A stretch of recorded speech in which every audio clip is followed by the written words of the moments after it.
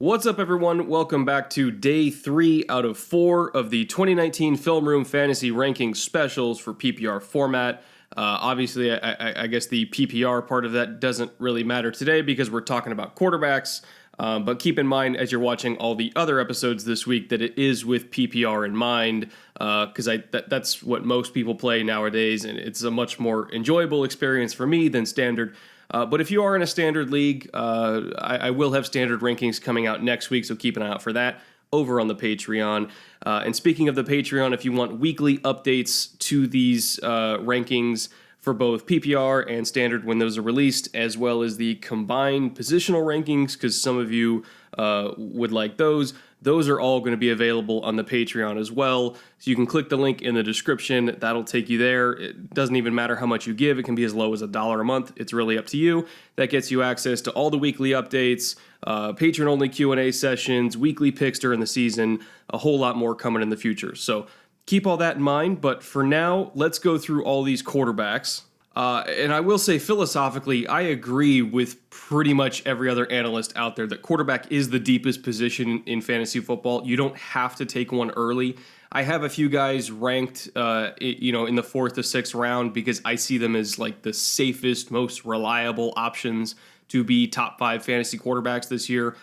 But that doesn't necessarily mean that you have to take them. Like, they're going to go that high because, for whatever reason, people can't resist taking quarterbacks early. You don't have to take them.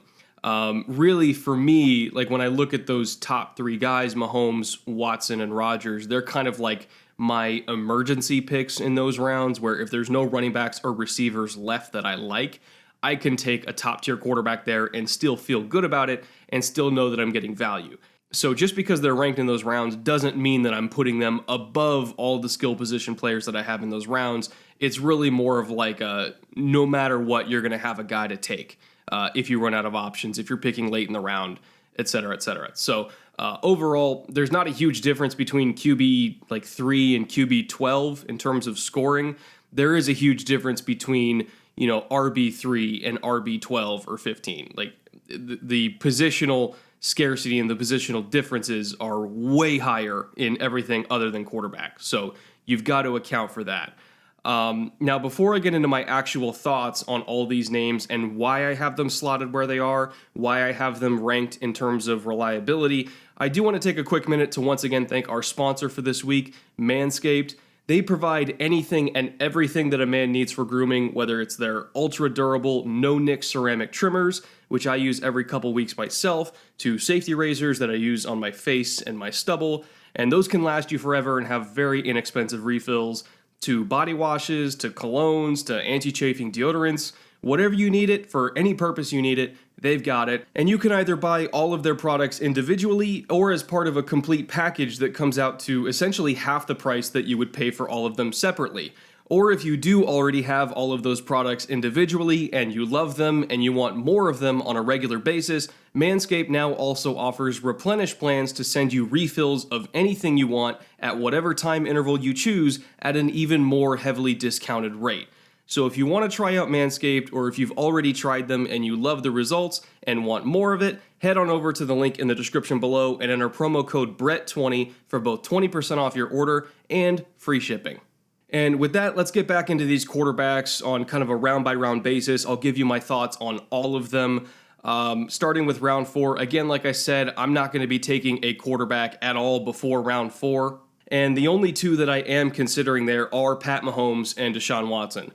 Mahomes kind of speaks for himself. I mean, he is truly incredible as a talent. I think we're looking at basically a young Aaron Rodgers here. Obviously he's not going to throw 50 touchdowns again because that's only happened, I think, 4 times ever, and usually when you throw 50 touchdowns, every quarterback that's previously thrown that high has, I don't want to say regressed, but it's hard to hit that number consistently. I think you can at the very least expect 35, maybe pushing 40, because he's still a phenomenal talent. He still has all of his weapons back. His line is, I don't want to say worse, but it's still fine. It's still at least above average.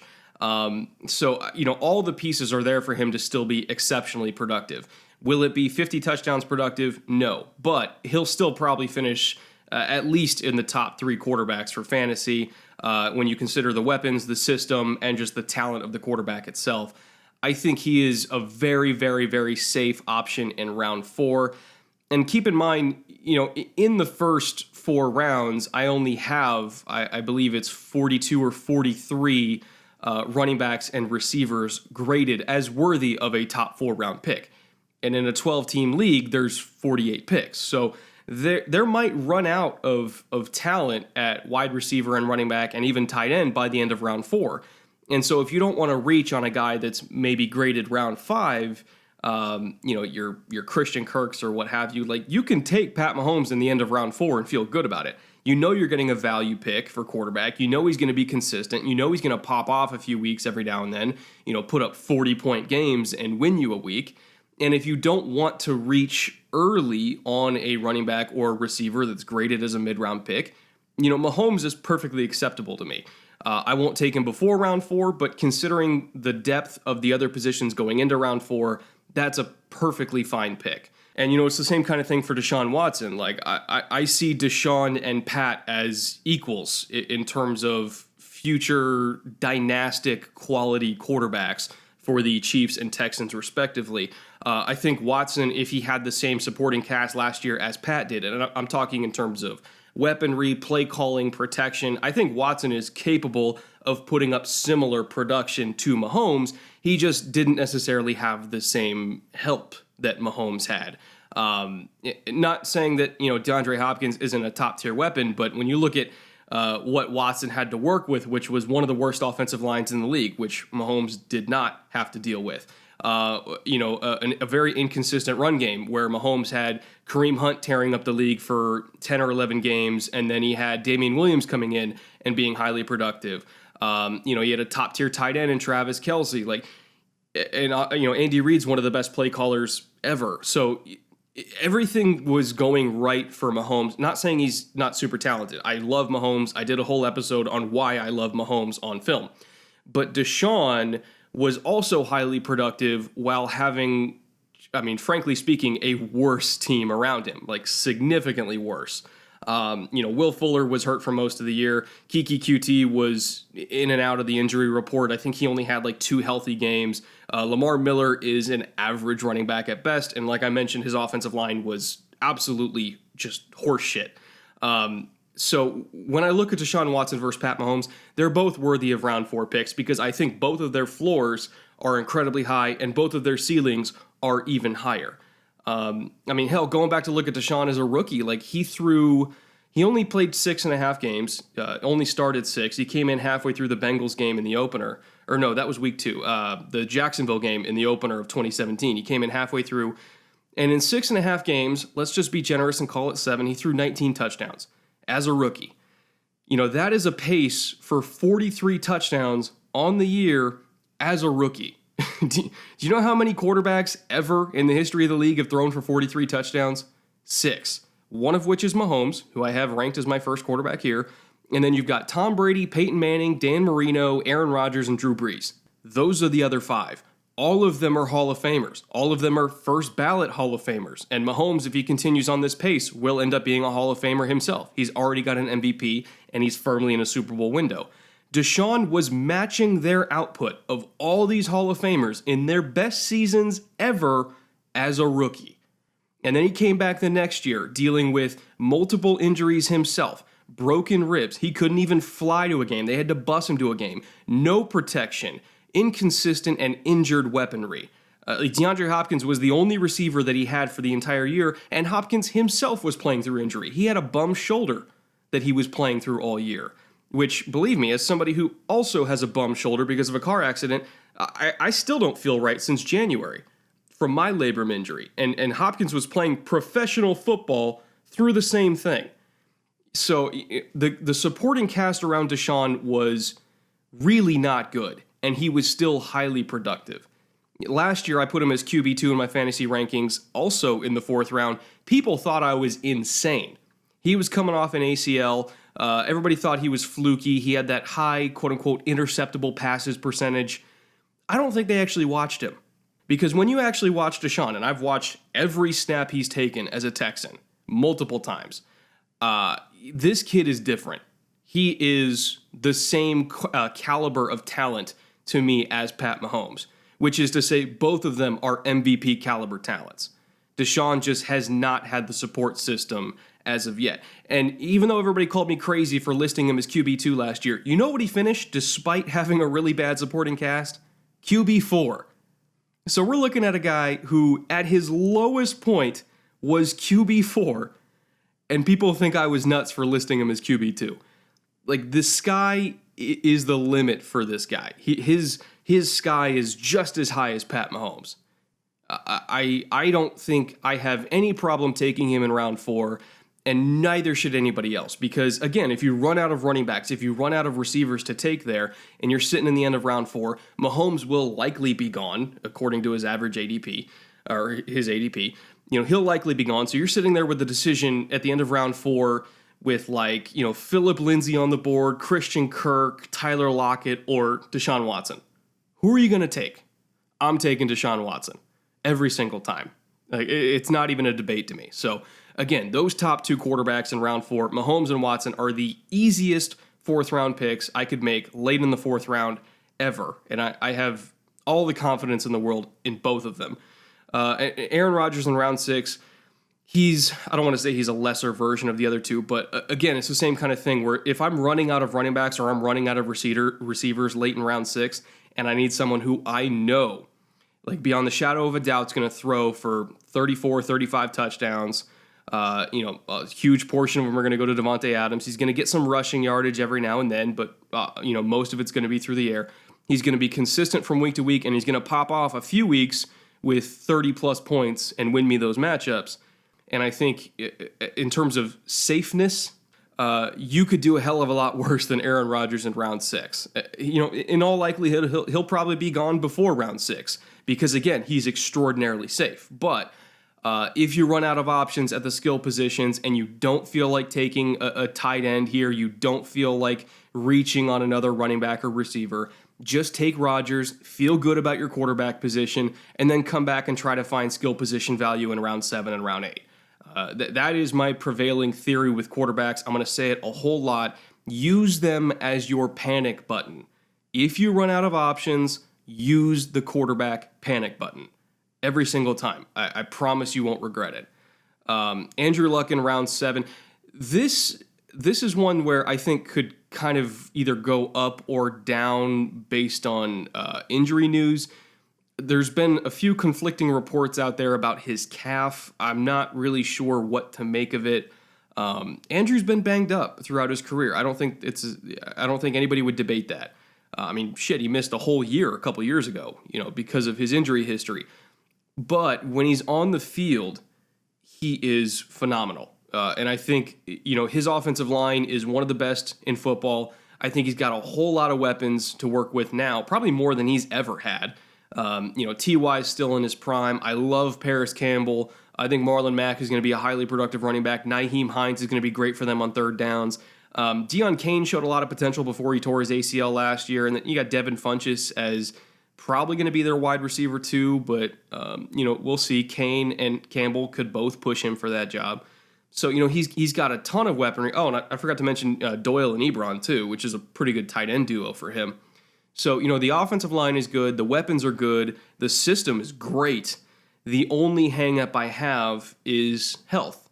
And if he's healthy, if the calf is not a problem, you could probably argue for him to be a 6th-round pick if all the other quarterbacks are off the board. And again, you're looking for that panic button in the 6th round. I would be okay with that. I'm leaving him in round 7 for now with the potential to move down below all the round 8 guys depending on his health. But if you're a patron, check back in the next few weeks when we have more information about his leg, and we'll kind of go from there. Now, I just mentioned those round 8 guys. That's Cam Newton, Carson Wentz, and Baker Mayfield. I'll start out with Cam Newton because he's in a sort of similar boat to Andrew Luck, where there's been some conflicting reports about his shoulder.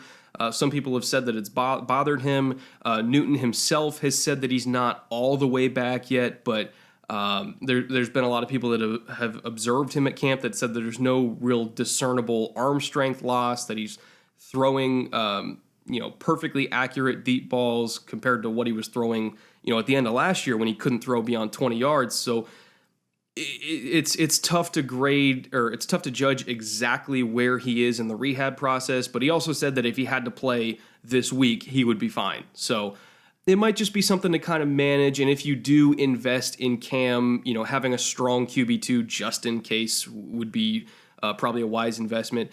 But just talking about Cam's situation specifically, if he is healthy, let's just pretend he's healthy, this might be a better offense than the one in 2015 that took them all the way to a Super Bowl when Cam won MVP. He's still probably the most gifted mobile quarterback that I've ever seen and maybe will ever see, both as a runner and as a thrower. He's so much smarter at the line of scrimmage than people give him credit for, and I think Norv Turner's done an excellent job of highlighting that and kind of letting him run the show at the line of scrimmage. I think it was last year when I did that Panthers video on, to a degree I did it on the Shula offense and what I wanted Norv to do and how I wanted him to use Christian McCaffrey. And, I made the statement back then that you need to let Cam play like Tom Brady, which kind of raised some eyebrows because people are like, well, Cam and Tom are totally different quarterbacks. They're really not. Cam's more talented. Cam can run. You can run some option with Cam, but in terms of actually diagnosing coverages, making pre-snap decisions, identifying coverage roles post-snap, beating blitzes, all that kind of stuff, Cam is really, really smart, and he's very good in the spread when he can kind of, look at the full picture of a defense when they're not so condensed and see exactly what they're doing. He's so damn good at the line of scrimmage, like Tom Brady, and you have to let him do that. You have to let him work mentally and get your offense into good plays and out of bad plays. And Norv did a phenomenal job of letting him do that last year before his shoulder blew up. Thank you, TJ Watt, by the way.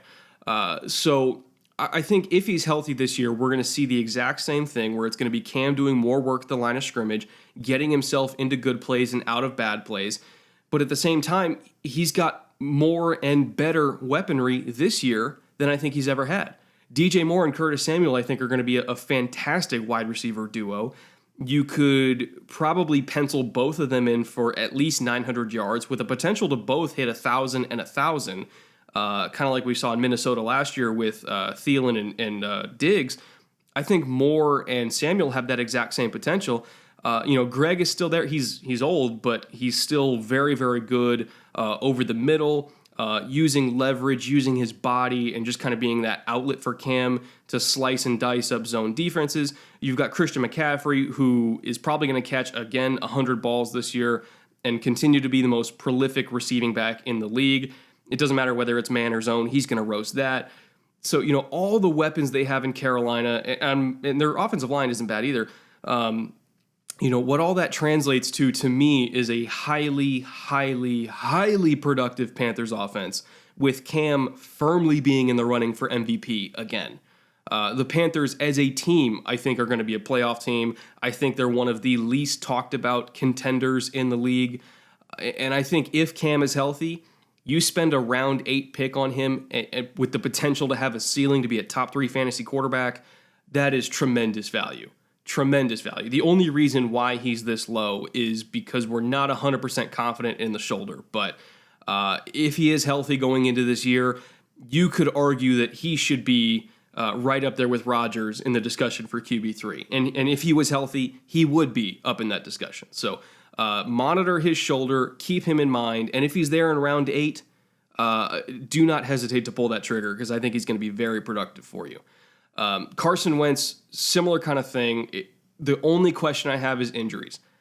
Fantastic offensive line, brilliant system, brilliant play caller, all the weapons you could ever ask for. Miles Sanders, I think, is going to be a revelation as a rookie. You've still got Alshon. You got J.J. Arcega-Whiteside. I mean, you put those two receivers outside, inside the 5-yard line and just kind of look for whatever your best matchup is on a fade. He's going to throw goal line touchdowns like you would not freaking believe.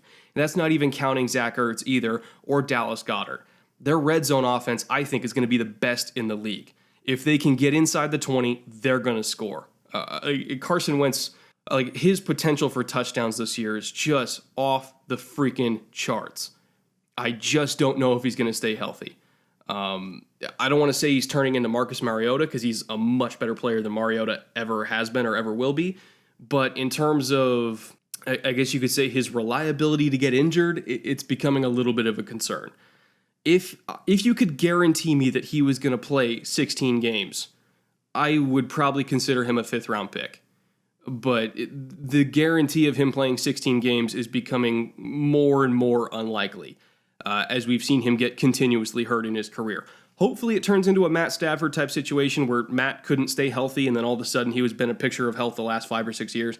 But I'll kind of believe it when I see it in terms of him staying healthy. When he's on the field, he's phenomenal. I think he's going to be a daily fantasy monster because you can kind of plug him in and almost guarantee you he's going to get 20 points. But health is just my main concern with him. If you can guarantee me he's going to play at least into the fantasy playoffs, he's worthy of an 8th-round pick, no questions asked.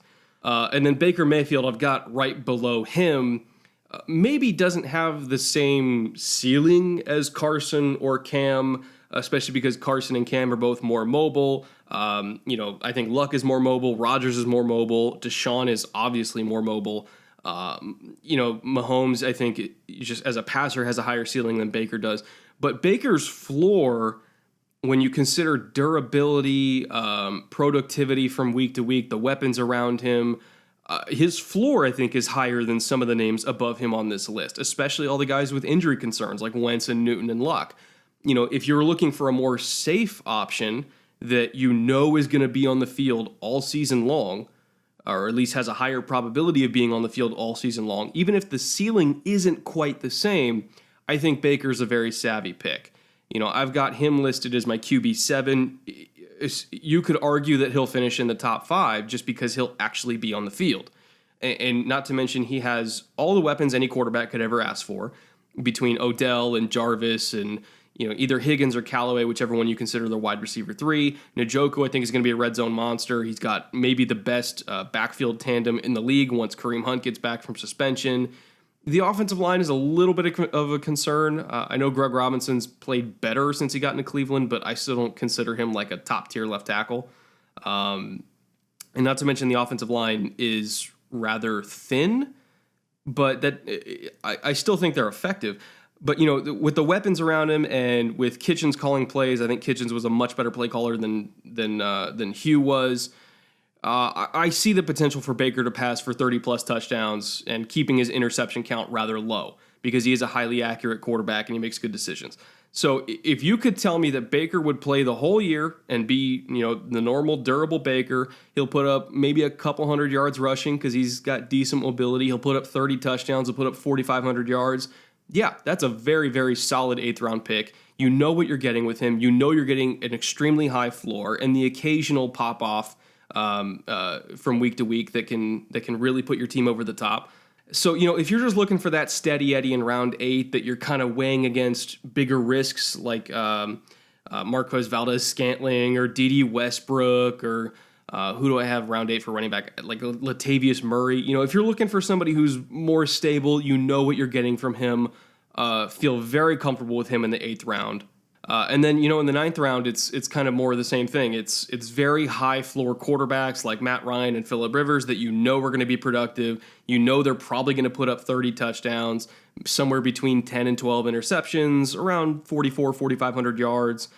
Rivers' potential is probably maybe a bit higher than that because I think Allen and Williams and Hunter Henry, if you consider them as their number 3 passing option, are all very, very good, especially in the red zone. I think he's going to be a highly efficient red zone quarterback this year. I am curious to see, I don't want to say this makes me lower on Rivers. I am curious to see how their offense functions without Melvin Gordon. As kind of like their go-to, we need to move the chains on 3rd and 3, we need to score this touchdown on 3rd and goal kind of back. I am curious to see how that affects their play calling, how that affects their 3rd down efficiency, and how that affects their ability to sustain drives. But in terms of Rivers himself, I'm not worried about him. I think when you look at his weapons and you look at just Rivers' ability as a quarterback, he's one of the smartest in the league. A first ballot Hall of Famer, in my opinion. He's accurate. Arm strength isn't what it used to be, but when you're accurate and you're smart and you got weapons, you're going to be a productive fantasy quarterback. Oh, I guess I should also mention I have some questions about his offensive line, but it seems like Rivers has always had questions about his offensive line, and he's made it work, so I'm not super worried about it, but it is worth mentioning. And then Matt Ryan, just ahead of him, I have fewer questions about his offensive line because I think this is the first offensive line I've ever seen that has 5 first-round picks on it when they just invested 2 first-round picks on the right side of their line this year. And obviously he also has a shit ton of weapons with Julio and Ridley and Devonta's still there. Ito Smith can catch the ball a little bit. Like he's got plenty of weapons. He's got a line, but I do think that they're going to be if they can help it. I think the Falcons are going to try to run the hell out of the ball this year and not try to be so pass happy like they were last year, which in terms of real football, in terms of game script for the Falcons, that's great for Atlanta. They'll be a better team because of that.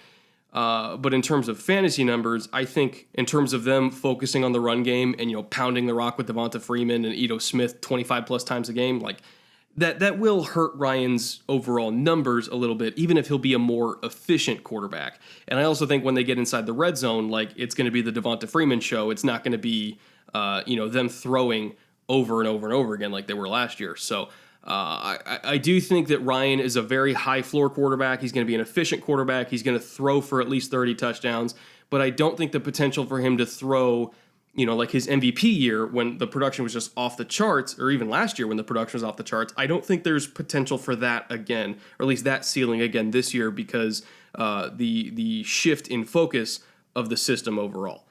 And then Kyler Murray, I've got also as a round 9 quarterback who I'm going to catch some flack for this because having a rookie be slated inside the top 12 for fantasy quarterbacks is a little bit weird. But when you factor in his mobility, when you factor in his ability as a thrower, when you factor in a system that he already knows well, with weapons like Christian Kirk that he already knows well, and the receiving ability of David Johnson. Larry Fitzgerald's still there as a big slot, one of the best big slots in the league. He's got a true deep threat in Andy Isabella. I really, really, really like Kyler Murray. He's my early favorite for Rookie of the Year. I think he's going to be incredibly productive, both on the air or in the air and on the ground. And I think discounting him as a top 12 fantasy option at quarterback just because he's a rookie is a mistake. I think he's going to set this league on fire. I think he's going to show the true potential of a pure air raid system. Mahomes showed it a little bit with all the air raid concepts that KC was running. I mean, even Tom Brady back in, 2011. I mean, they ran pretty much the same kind of thing in New England that they've been running ever since. Even, they ran it out of 12 personnel and they ran the ball a little bit more, but a lot of the passing concepts that the Patriots have ridden to 4 Super Bowls in the last 8 years were air raid. And I think Arizona with Kyler Murray is just going to take that up to 11. So I'm very, very high on him. As a prospect, I loved him. I did a whole episode on the air raid system and how Kyler fits into it, how they ran pretty much the same thing at Oklahoma under Lincoln Riley, who was a close confidant of Cliff Kingsbury. I mean, they were on the same teams together. They've been on the same staffs together before. Like, they run essentially the same system. So he already knows the offense. He knows the terminology. Like, there's really no downside here for me taking Kyler Murray in round 9 because I think the upside is just tremendous, like even higher than Ryan and Rivers and arguably even Baker as a fantasy option this year. So if you can just look at the ceiling and then recognize that the floor is not nearly as low as people think it is because people hear air raid and they get scared. If you can just recognize that his floor is high and his ceiling is really high, he starts to make sense as a round 9 pick. You'll probably get him after round 9 because I would imagine that most people are going to be a little bit scared off by him being a rookie. But I'm putting him here in round 9 so that you pay attention to him as you start getting into the double-digit rounds and you recognize that when he's slipping, he is going to be a value for you, especially, if if he falls out of the top 12 quarterbacks in your league, which is possible. In fact, it's very possible.